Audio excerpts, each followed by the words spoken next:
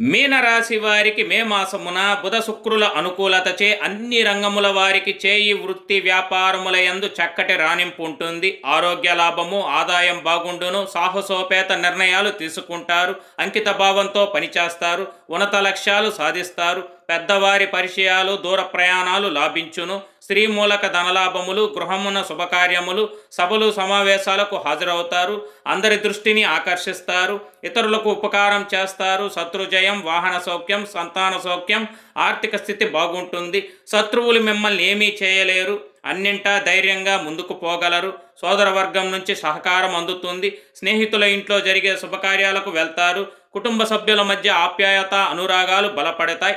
అయితే పంచమ కుజుని వల్ల కొంతమందిలో అకాల భోజనం, అనవసర తగాదాలు ఏర్పడును. కనుక రోజు శ్రీ పంచముఖ హనుమత్ కవచం పఠించిన మీకు సర్వదా శ్రేయస్కరం, శుభప్రదం.